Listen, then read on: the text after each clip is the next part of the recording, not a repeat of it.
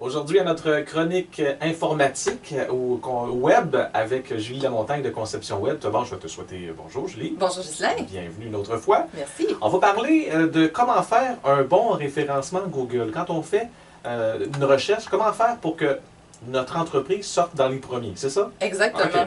Mais selon toi, est-ce qu'on doit payer pour être bien référencé? Je pense que l'on doit payer, non pas nécessairement. En fait, il existe au moins deux façons d'augmenter le référencement de ton site Web.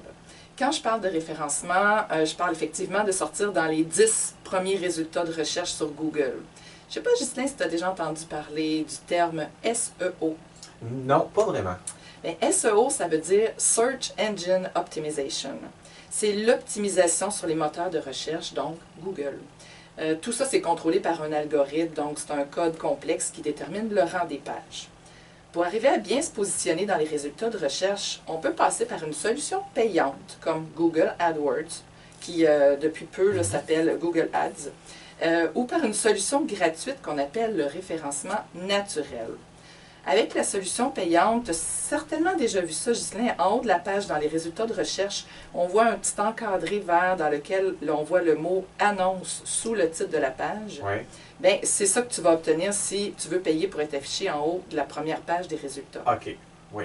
Mais dans ma chronique d'aujourd'hui, je vais t'expliquer comment faire pour optimiser ton site Web avec du référencement naturel. OK. Donc, sans avoir à payer pour que ton site Web sorte dans les résultats de recherche. Il y a deux types de facteurs sur lesquels tu vas devoir te concentrer. Les facteurs internes, qui sont directement en lien avec ton site Web, et les facteurs externes sont des choses que tu peux contrôler, mais à l'extérieur de ton site Web. OK, d'accord, je comprends. Donc, dans les facteurs internes, il y a le contenu de qualité. Donc, pour créer du contenu de qualité sur ton site Web, Ghislain, une façon de faire, c'est d'écrire des articles et d'ajouter ce contenu sur ton site dans la section qu'on va appeler un blog. C'est que l'algorithme de Google va déterminer le rang de ton site Web en fonction du contenu de qualité que tu écriras sur ton site Web. Donc, on parle évidemment de toutes les pages, mais aussi de ton blog. Les articles qui performent le mieux sont ceux qui ont environ 2000 mots.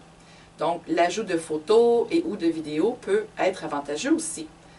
Plus ton article retient l'intérêt de ton lecteur, plus c'est bon pour ton référencement.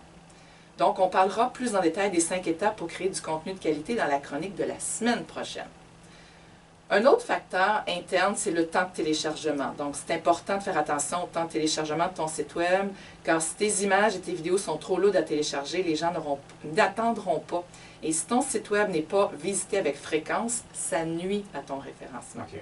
Puis quand on parle de temps de téléchargement, on parle bien sûr de quelques secondes. Plus de 15 secondes de temps de téléchargement, c'est insupportable. On s'en va ailleurs. Oui, c'est ça, on ferme la page.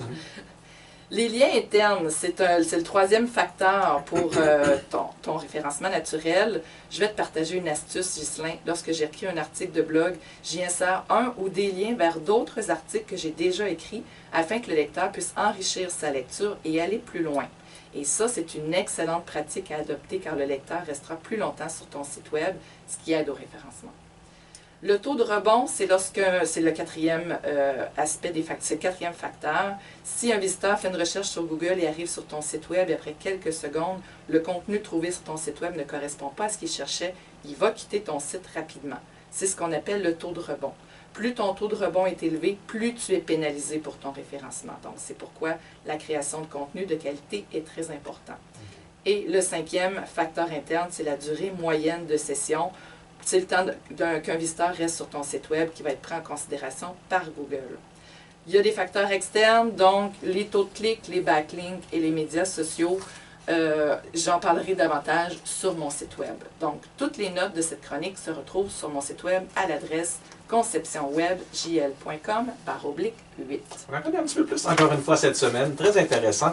Donc, la semaine prochaine, on parle de comment créer du contenu de qualité qui va aider à ton référencement. À suivre. Merci Julie Lamontagne. Merci Ghislain. Julie Lamontagne de Conception Web. Julie Lamontagne était avec nous.